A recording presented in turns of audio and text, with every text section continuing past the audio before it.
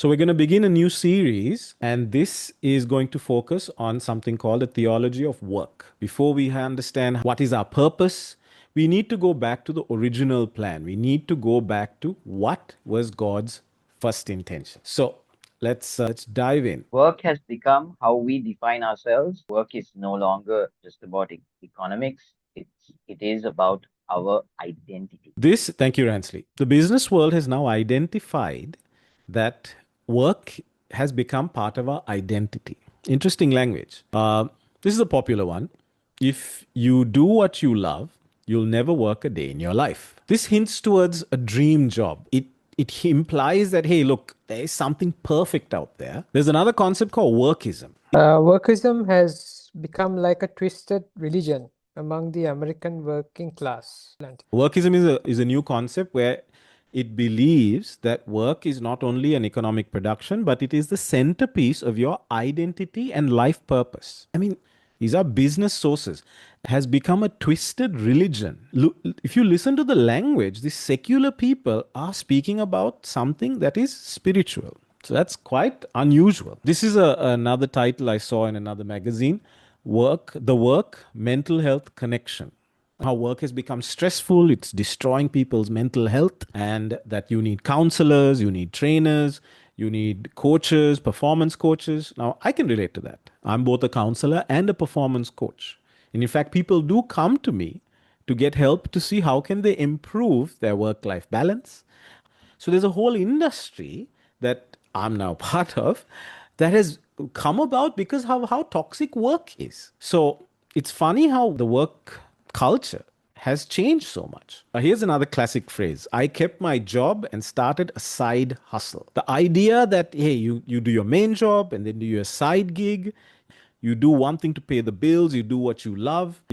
This is implying that work is a lifestyle. That's another new thing that has happened in our generation. Work used to be labor, but now it's about a lifestyle, how you can transform your work into your personal identity, your personal branding. And I mean, even within the last 10 years, only the term digital nomad came around, where you can take your work on your laptop wherever you go. So work culture has changed dramatically. It is about escaping your job. Either you hate your job or you love your job because it's become your identity. You make it your dream, This is the framing that seems to be coming from the secular world. So let me ask you this. Why then do we work? As a Christian, why do you work? I think one of the main reasons would be to provide and take care and protect our family. We want to pay the bills, get the salary, provide for our family. That's the standard thing, right? Nothing wrong with that. However, but let me frame it differently. How about if the Lord is our provider, then why do we work? Philippians 4:19 says, my God will supply every need according to his riches in glory in Christ. Matthew 21:22 says, and whatever you ask in prayer, you will receive if you have faith. Luke 12:24 says, consider the ravens. They sow nor reap. They have neither storehouse nor barn, yet God feeds them. How much more of value are you than the birds? So if the Lord is our provider, then why do we work? And to understand that, we have to go back to the beginning. Before there was sin, before there was the fall, before there was all this going on, God created everything to be perfect. Genesis 1, chapter 1, verse 1 to 25. All starts with, in the beginning, God. Starts with God. In the beginning, God created. Let there be light. Let there be the heavens. Let there be the land. And God created. I'm not going to go through all 25 verses, but very quickly. The first 3 days, he made the whole universe. He made the heavens, which is the outer space, the cosmos. Then he made the sky, the land, and the sea. In the next 3 days, he filled this universe with the sun, moon, and stars. He filled the sky with the birds and the clouds. He filled the land with the animals and the plants and the trees, and he filled the sea with the fish. And that he did in 6 days. And on the seventh day, he rested. So what happens after that is the kicker. And then God made man. Ransley, can you read this part real quick? Then God said, let us make mankind in our image, in our likeness, so that they may rule over the fish in the birds in the sky, over the livestock and all the wild animals, and over all the creatures that move along the ground. So God created man in his own image. In the image of God, he created him. Male and female, he created them. And God blessed them. And God said to them, be fruitful and multiply and fill the earth and subdue it and have dominion over the fish of the sea and over the birds of the heavens and over every living thing that moves on the earth. Thank you, Rensley. So there's a lot going on in there, but just to hit the main points, God gave man and woman the perfect kingdom to rule with him, together with each other, to in union with each other, and to rule with God. He created the perfect harmony, the perfect partnership, and to make everything beautiful. It was perfect. And guys, in just these three verses, we have man's identity, man's purpose, we have man's role, man's relationship with each other, man's relationship with God, and we have the future. Everything is there. It's all compact in there, but it's all there. So actually, we're just going to unpack one verse. Genesis 1:26, it says, then God said, let us make mankind in our image and in our likeness, so that they may rule over the fish of the sea and the birds of the sky. Okay, so we're just going to take these three words, but these three words are two ideas. So first we'll take in his image and in his likeness. These two words, over the last so many centuries, in the Christian community, has come to mean imago Dei. Imago Dei is the Latin term for image of God. It's our first identity. If to a Christian nowadays, in his image, in his likeness, the minute someone hears that, they think of imago Dei. It's a concept. It's a theological concept. And in simple terms, this touches on what man is like. Man is made in the image of God, in the likeness of God. It is a core aspect of Christian doctrine, and it is very deeply embedded with the personhood of Christ. So we have a mentality of God, we have an intellect, we have a sense of morality, we have a sense of society, and we have a spiritual aspect. All this is coming from the idea of imago Dei. But the interesting thing is, when the very first audience of Genesis 1:26 heard this, they understood something very different. So for us to understand that, we need to ask, who was the first audience of Genesis 1:26? So who wrote Genesis 1? Moses took down notes, right? Excellent. So Moses is the writer of Genesis for the most part. But then who's in the text of Genesis 1:26? Who's the characters? Adam and Eve.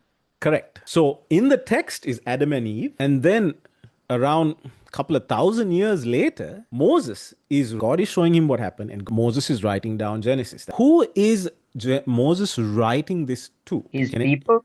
His, Yeah, without the mountain. that's right. Who are his people?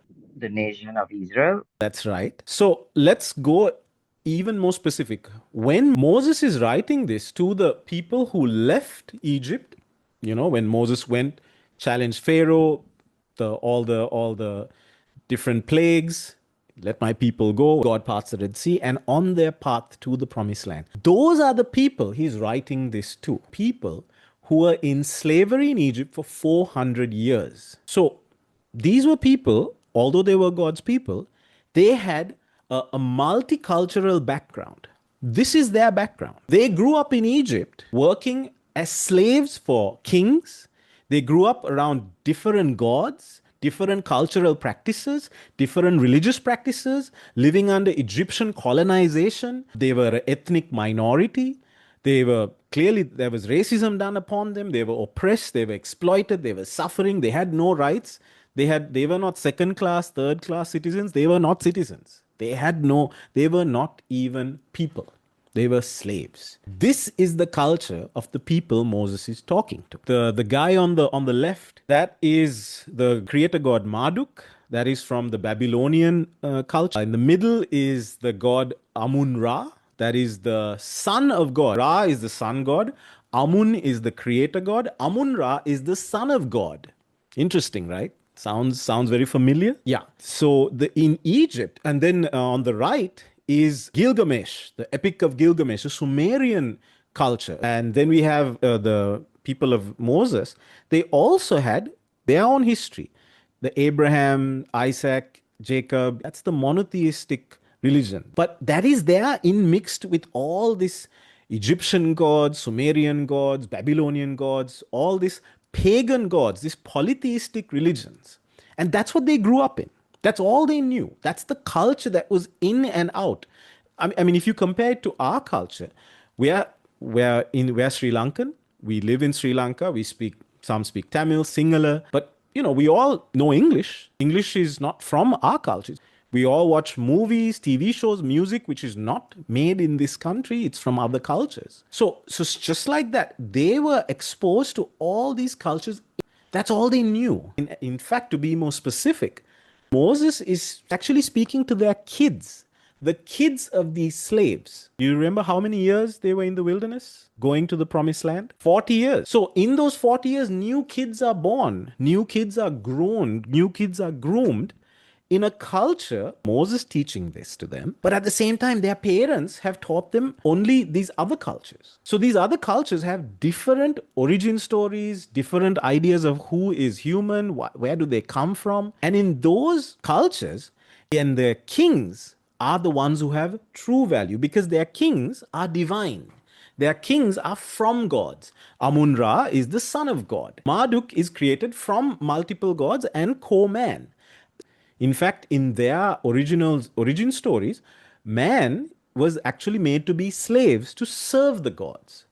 So this is their background when they hear Genesis 1:26.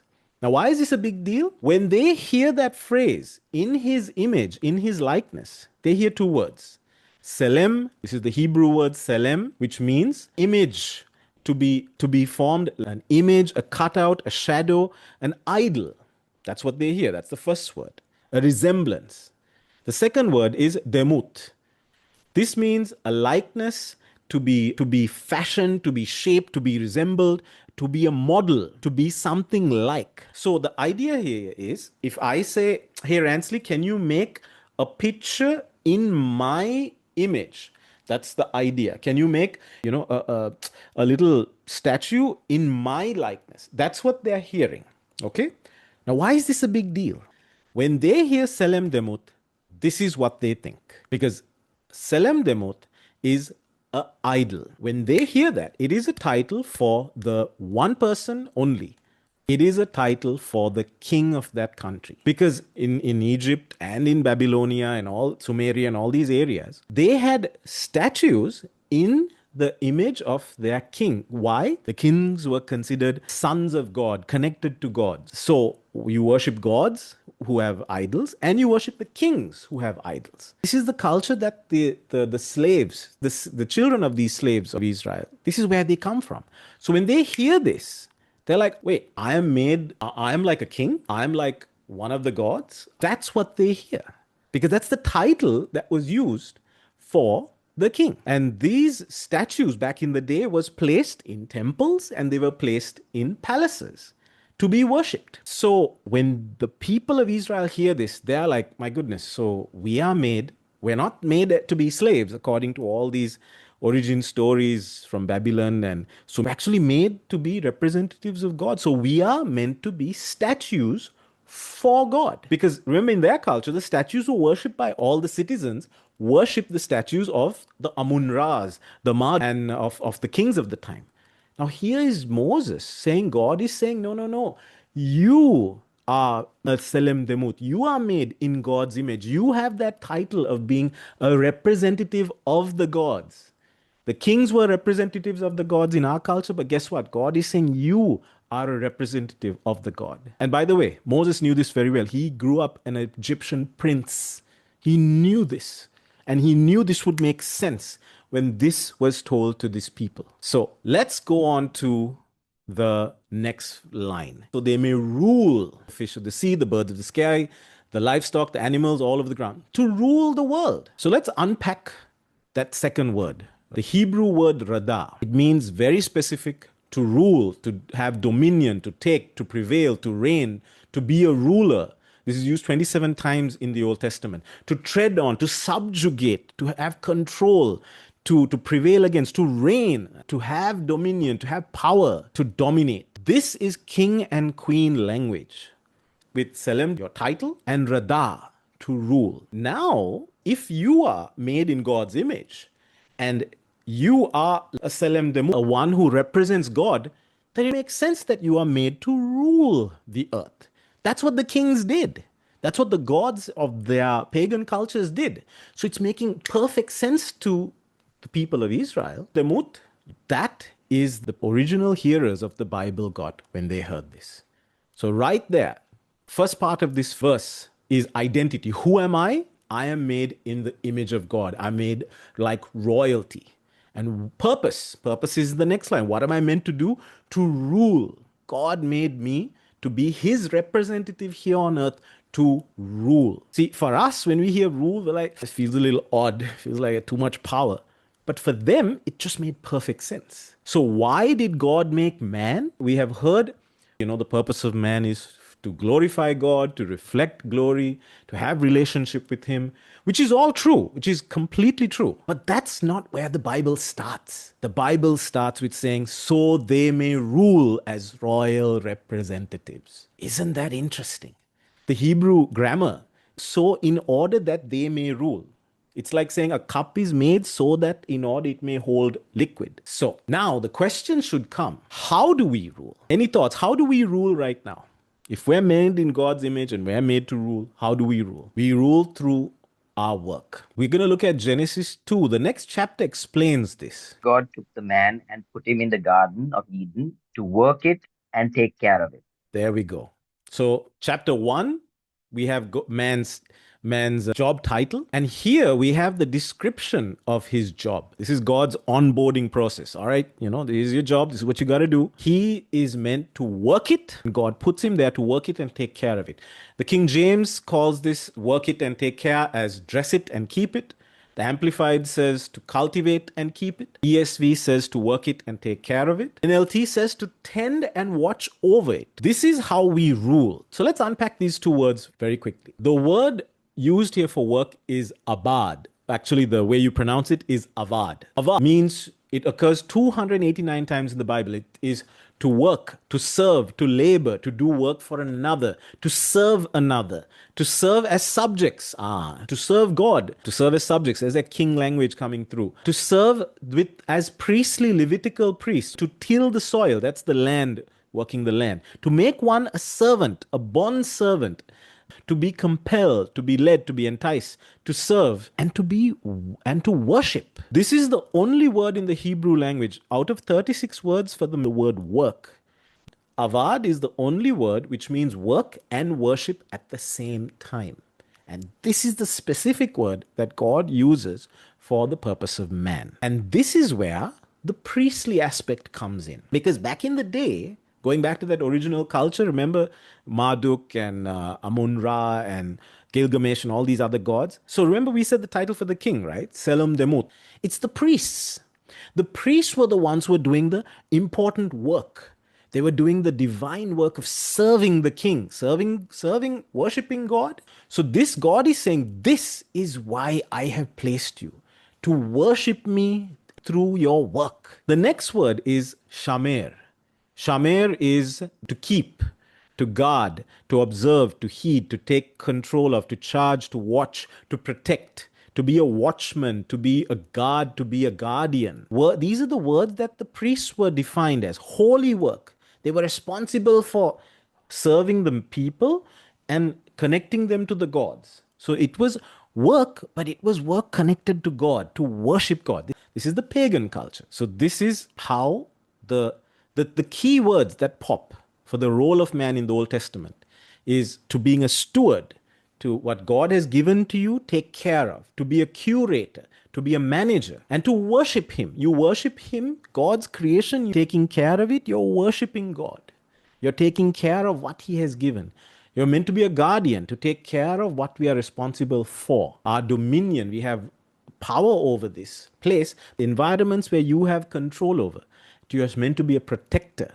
That includes the land, your neighbors, your work, everything you have control of. So man, the first man, was actually an environmentalist. I mean, it's funny, I never thought of it that way, but that's one of the curating, protecting roles that he was meant to do. So if God is our provider, then why do we work? We work to glorify God. Yes, we can work to earn money, but God is meant to be our provider. So we are meant to depend on Him for our provision.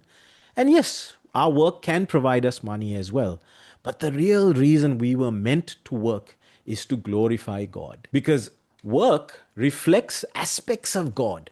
Work that harnesses the values of God, the creative, beautiful, helpful aspects of God, is what, when we are doing our work for Him, it glorifies Him. If you're in healthcare, if you're doctors, you are touching on the Jehovah Rapha, the God who's a healer. If you're a soldier, if you're in the military, if you're in the army, you're touching on the Jehovah Rohai, the God who is our shepherd, the God who's our protector. If you're a farmer, if you're a philanthropist, you're in charity work, in NGO work, you're of connecting to Jehovah Jireh, the God who provides. And this is just a few names of God that pop, but it's so much more. Whatever you're doing, if you're in sales, technology, call center, if you're a chef, you're a housekeeper, you're a delivery person, you're teaching, if you are doing all this to honor God, to glorify God, and bless others, you are worshiping God through your work. You're using the power, the domain you have to rule and serve others and worship God. We are meant to work to bless others and to glorify God and worship God. This is what work was originally intended for. So, in closing, here's a quote from a Hebrew scholar: to actively partner with God in taking the world forward. It's to have a relationship, it's to work together with His creation. Why?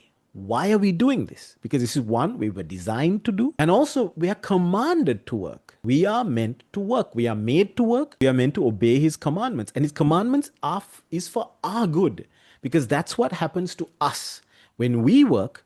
We are the ones who benefit from our work, and we get to worship God through our work. That was the original plan. One of the ways we worship God is through our work. It's not the only way, it's one of the ways we worship God is through our work. And work is holy. When it's done to the Lord, we are engaged in the holy work of God. Holy work is the priesthood. This is where the whole concept of royal priesthood comes. We are made in royalty because we are God made in His divine image, and we're meant to do the priestly work, royal priesthood. And big warning here, workaholism is a sin. You can't use this concept, this framework, and then copy paste it to yourself if you're a workaholic. Workaholism is about yourself. You are the center if you're a workaholic. But to work for God is about God, not about you. Another thing about work, and the reason about avad is it's not the word in the Hebrew language used for business, for making profit. So the reason for that is unpaid labor is also work. When you are doing unpaid labor, that is also work. That is work in God's eyes. And if you're doing it for God, you're worshiping God.